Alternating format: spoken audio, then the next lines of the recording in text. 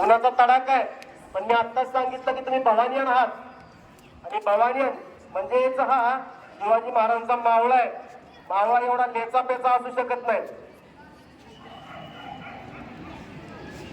राजमाता जिजाऊ यांचं चरित्र बघत असताना आपल्याला एक गोष्ट लक्षात येईल की इतिहासाच्या पानावरती जिजाऊ या शिवाजी महाराजांच्या आई त्यांनी रामायणातल्या महाभारतातल्या गोष्टी सांगून शिवाजी घडवले एवढंच आपण ऐकलंय.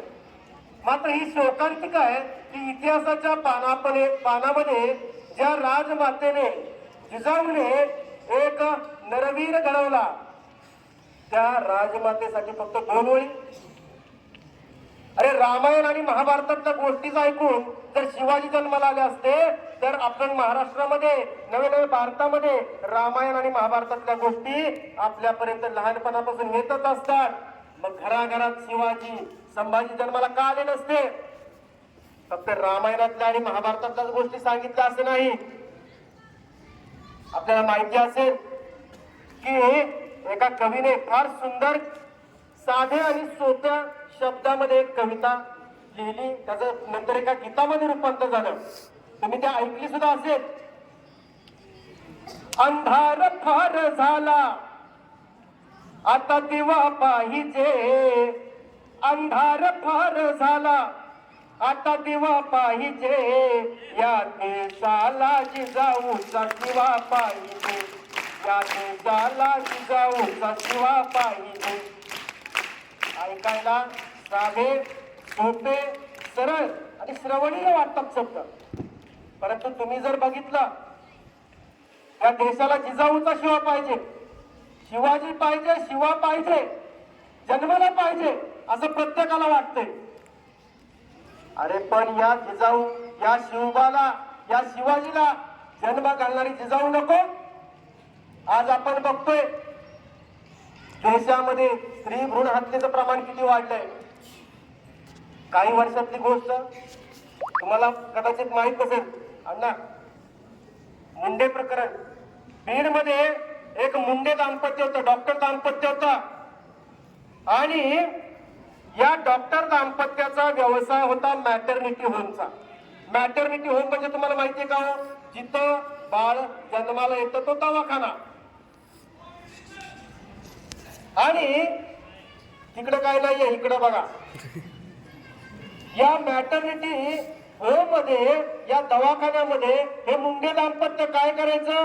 हे मुंडे नवरा बायको डॉक्टर होते, हे काय करायचे तर एखाद्या स्त्रीला तपासणी करत असताना त्यांच्या लक्षात आलं की तिच्या पोटात वाढणारं बाळ हे मुलगी आहे किंवा ते भ्रूण हे स्त्रीच आहे, तर त्या महिलेला मुलाचं आम्ही दाखवायचे, पुढे तुला मुलं होतील, तू काय कर, हे हा गर्भपात कर किंवा हे स्त्रीचं भ्रूण तू काढून टाक.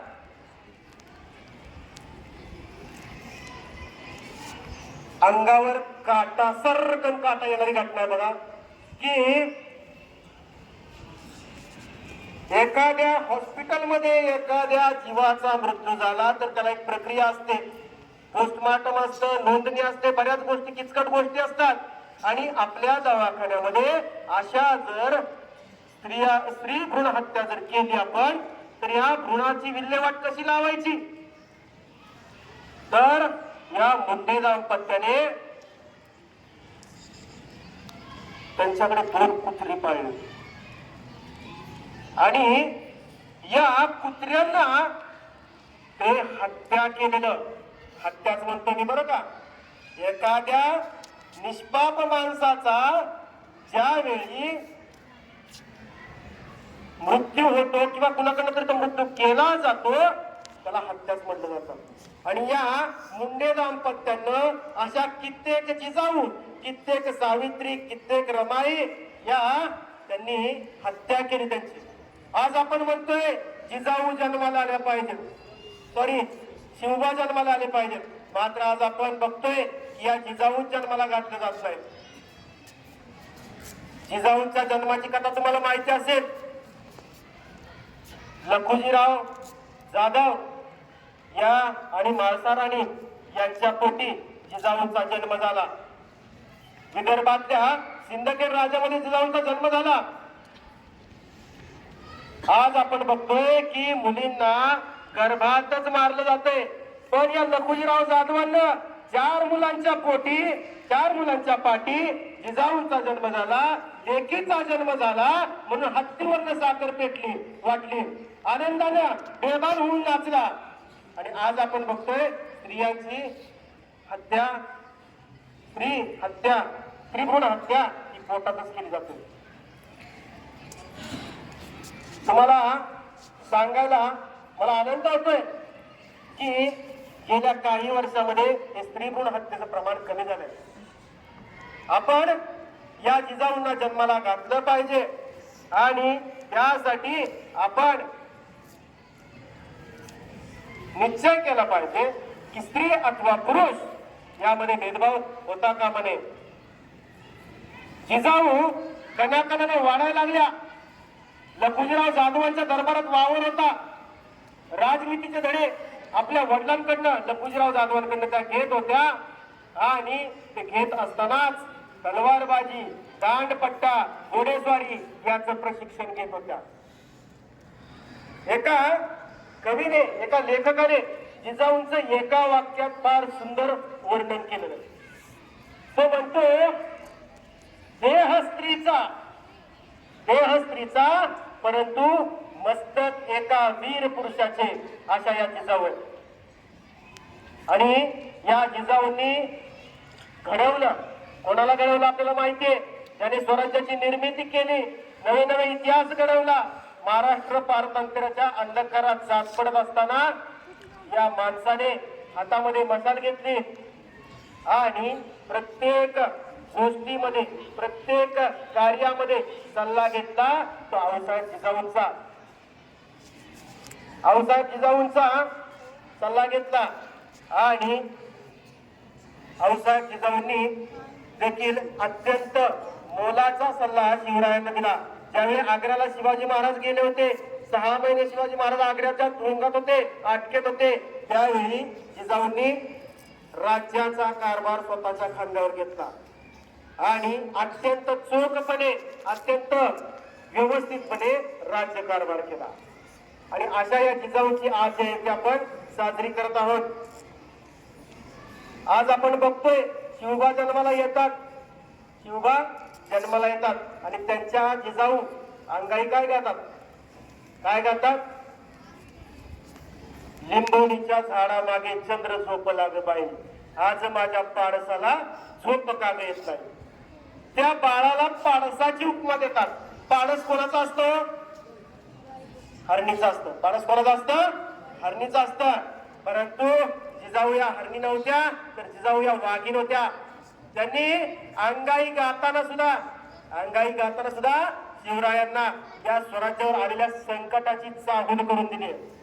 अंगाई गाताना सुद्धा या हरणीच्या पाडसाची अंगाई गात नाहीत. तर जिजाऊ म्हणतात, नीट लक्ष द्या, शब्दांकडे लक्ष द्या. शिवरायांना लहानपणापासून जे बाळकडू दिलं, जे संस्कार दिले, या अंगाईपासून सुरू होतात. जिजाऊ म्हणतात, कोणी बाळ असा जागसी का रे वाया, कोणी बाळ असा जागसी का रे वाया. टाळ्या नका वाजवू, शब्दांकडे लक्ष द्या. नीज शिवराया, कोणी बाळ असा जागसी का रे वाया. अपरात्रीचा प्रहर लोटला बाई, तरी डोळा लागत नाही. हा चालत से चाळा एकच असला, तिळवू संत नाही जीवाला. निजवायाचा हरला सर्व उपाय, जागाच तरी शिवराय. हा जागे चालेल जाग, ताच हटका हा असाच घटका घटका कुरवाळा हटका हटका तुझी सावळी काया गुणी बाळ असा जागसी काय. आता स्वराज्यावर किती संकट चालू झालेत बघा आणि त्या लहानपणापासनं शिवरायांना त्या संकटाची चाहूल करत शिवरायांना अंगाई गीतामधून सुद्धा मासाहेब जिजाऊने दिलं. जाता जाता एक गोष्ट सांगतो, शिवाजी महाराजांचा राज्याभिषेक पाहिला 6 जून 1674 ला शिवाजी महाराजांचा राज्याभिषेक झाला आणि अवघ्या 11 दिवसानंतर 17 जून 1674 ला रायगडाच्या पायथ्याशी पाचाड या ठिकाणी बाळासाहेबांनी देह ठेवला. ज्या वाघिणीने जे स्वप्न बघितलं होतं ते स्वप्न तिच्या या वाघाने पूर्ण केलं होतं आणि अशा या वाघिणीला आपल्या सगळ्यांकडून त्रिवार असा मानाचा मुजरा वंदन करून मी माझे 2 शब्द संपवतो. आयोजकांनी मला बोलण्याची संधी दिली त्याबद्दल धन्यवाद मानतो. बोलायचं खूप होतं पण वेळ खूप झाला. माझं देखील थोडस संतुलन बिघडलं आणि मला जे बोलायचं होतं ते राहून गेलं. कधीतरी पुन्हा एकदा संधी मिळाली नक्की मी तुम्हाला या विषयावरती आपण अजून व्यवस्थित बोलूया. मनपूर्वक धन्यवाद.